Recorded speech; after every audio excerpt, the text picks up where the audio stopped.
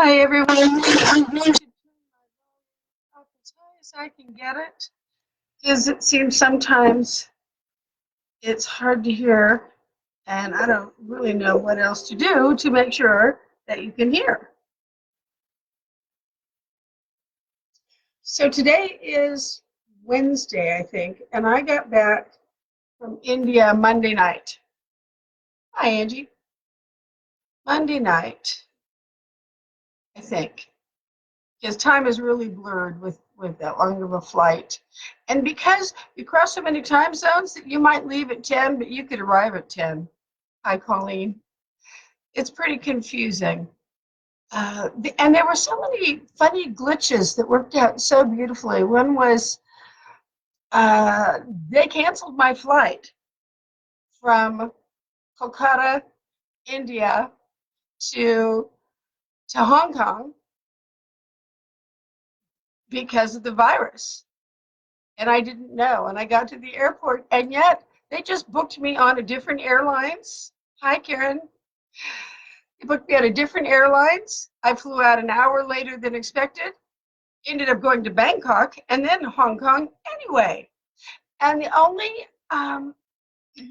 thing that they did regarding the virus is when you come into the airport, they scan your forehead to see if you have a temperature. And I didn't, so everything was cool, and I got to go hang out, walk through the airport, and then get on my next flight to San Francisco. And part of the reason for this blur with time is that flight from Hong Kong to San Francisco was 10 hours. 10, it wasn't horrible or anything because I had a good seat that became a bed. Yeah, and really well taken care of on that flight. But all those time zones affects you. So my life the last day and a half has been, maybe I'll check my email. Maybe I'll take a nap. Maybe I'll have something to eat. Maybe I'll take another nap. Very, very different. But I'm just going with the flow. It'll all even out and I'll be sleeping normally eventually. And in the meantime, I take a lot of naps and, I'm not worried about it. So, what was the main takeaway from the trip? We were there 3 weeks. We went into Mumbai, to Hardwar, Vrindavan, Mayapur. Hi, Polly. Went to, Kolkata. So, and in each of those places, we visited multiple temples every day. Mostly Hare Krishna. Also, one was Muslim. That was in Mumbai.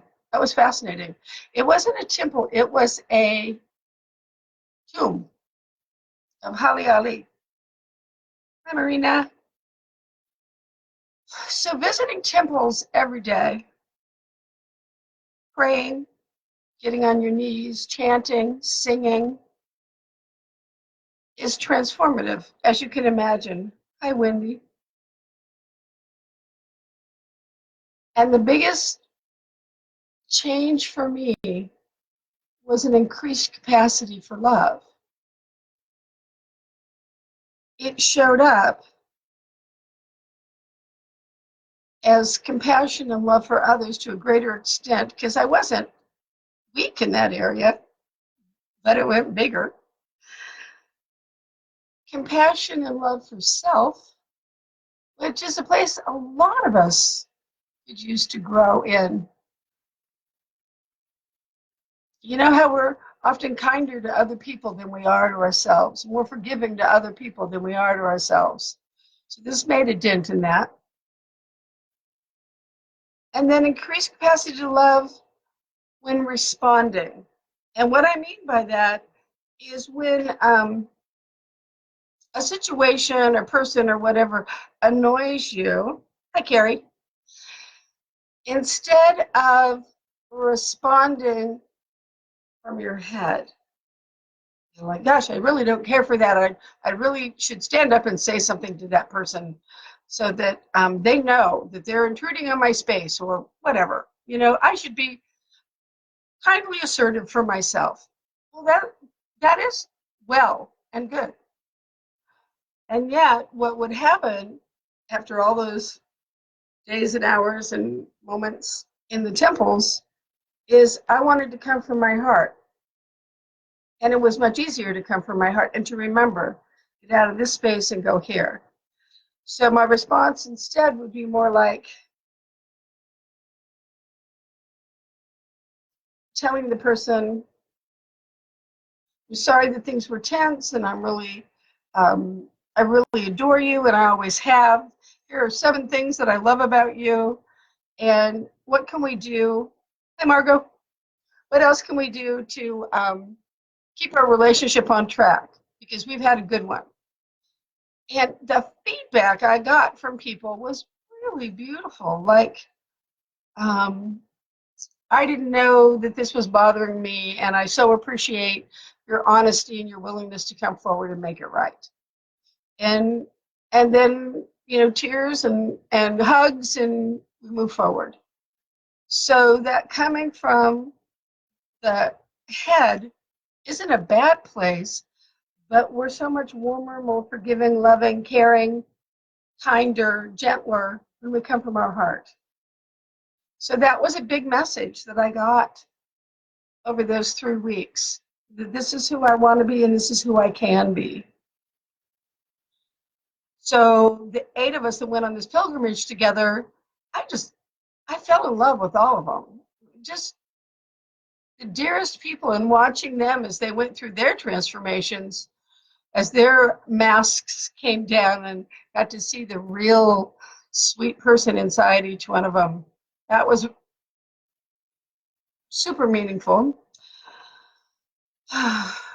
There's so much to talk about, and I didn't want to do it all in one day.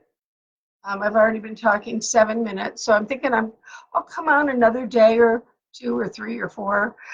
It was a pretty huge experience, and I want to share that with people.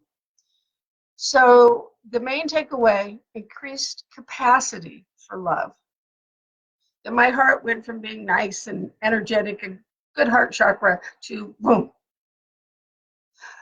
Now, won't it be interesting to see, do I maintain these transformations at home? And some of them I could say already, some of the other transformations besides the heart space, that I notice things are different, that I don't want to watch TV. I don't want to watch my favorite shows. I don't care to look at everything on Facebook. That I don't want to respond to it either. Hi, Donna. Good to see you. There's so much pain and suffering in the world. And I want to focus on what I feel inside now, and that's joy and love and contentment. And that's what I want to share with the world. So hopefully my posts will reflect that. I've included a couple of pictures. One was, oh, it's on the other side. My new altar, right behind me. Things I brought back from India. I posted some video from Hardwar where we went down onto the Ganges River. People were praying and chanting and singing and bathing in the water, and it's a beautiful thing. Just putting my feet into the water. I did go all the way in on another day and do a full immersion, but just putting my feet in the water, I could feel the blessings coming on. It's a magnificent river, and that's why I have 2 containers of Ganges water on my altar. Okay, I will come back probably tomorrow and talk with you, and I'll try to do it around the lunch hour. I know that works better for people. And I'll find some other tidbits to tell you about from India. What a pleasurable trip.